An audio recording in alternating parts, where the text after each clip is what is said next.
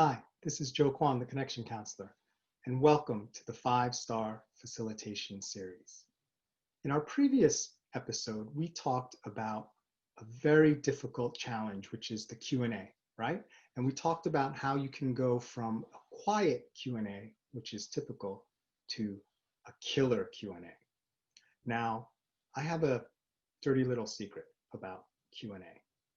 Generally, whether you're going to have a great Q&A or not has already been determined before you get to the Q&A. So while the things we learned in the last episode will really help you make the most out of what you have, it's not going to generate additional interest if you've lost the crowd already during the presentation and in the moments leading up to the Q&A. So today, our episode is about captivating the crowd. How do you keep the attention of the crowd throughout and certainly up until the Q&A, so you have great participation, engagement, and most importantly, learning from the audience throughout. So I'm going to share with you 3 tips today. And those of you who know me know I love acronyms, right? I probably wouldn't have gotten through undergrad and law school without plenty of mnemonics, right? So today we're going to aim, A-I-M, aim to captivate the crowd. So what can you do to ensure that your crowd stays engaged? So the first thing you can do is you can ask things that engage them, right? So you can ask, have you ever been in this situation? Or what would you do if this sort of thing happened, right? Because think about it, when someone asks a question, or even when you ask a question to yourself, the way our brains work, it demands a response, right? So it demands engagement. Think about what the opposite of that is. When someone's constantly telling you stuff, you got to do this, and this is what's important, and that's what's important, right? You can only take so much of that. Like after a while, you start to disengage and you lose the connection. So one really helpful thing to do is periodically ask questions from the perspective of the audience, of the context of why they care or might care about the information you have to keep them engaged. Now, the second tip I'd like to share with you is imagination, right? A lot of times people think of presentations as like a download of information, and there is that component.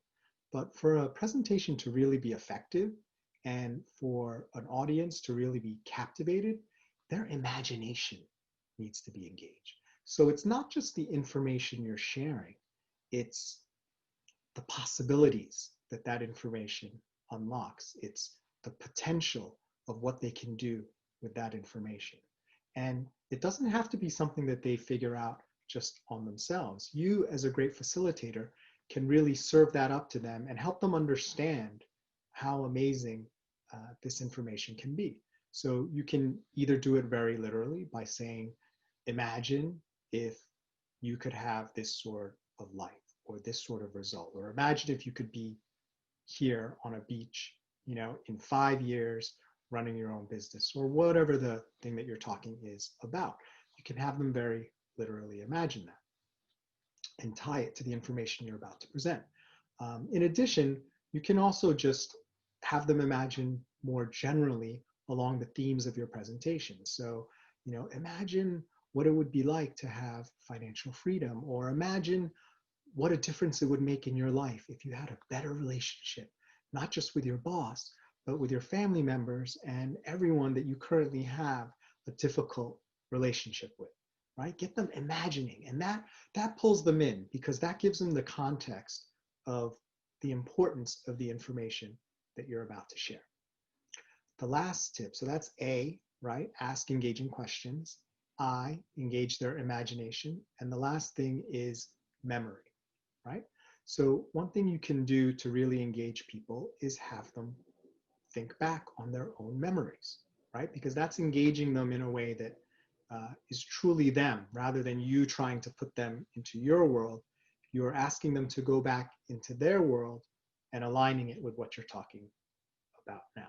So you could say something like, think about the last time that you had a really amazing meal. right? A really amazing dinner with your friends and the conversation and the drinks and the food and everything was flowing so beautifully. Think back on what that felt like. Think about the sounds, the flavors, right? The smells, the feeling in your heart when you experience that. And I want to share with you today a way to get back to that feeling with a snap of your fingers, right? Or whatever it is you're going to say. But you're engaging their memory, right? To give context to what you're about to share. So you have to, as the facilitator, give people a reason to be engaged. One big mistake the facilitators make is, well, I'm just sharing the information, right? It doesn't really matter. If it resonates with them, it's going to resonate with them. If it doesn't, it doesn't. And sure, you could take that approach, but you will lose a lot of people because you don't deliver that to them in a way that's easily received, right? So you always want to deliver the information in a way that the audience can receive it and get the best use out of it, because that's really why you're there. You're not there just to talk for 10 minutes or 20 minutes. You're there for the audience to be, for lack of a better word, transformed, right? To be different after your presentation than they were before the presentation.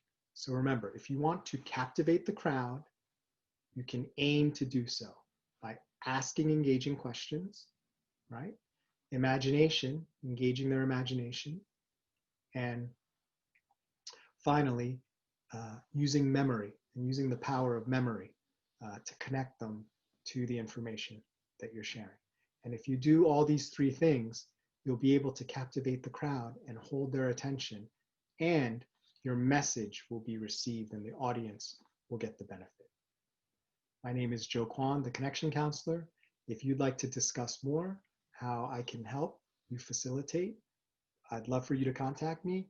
You can reach me at joe@connectioncounselor.com, or just to find out more, you can go to my website at www.connectioncounselor.com.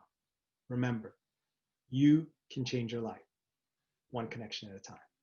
Thank you.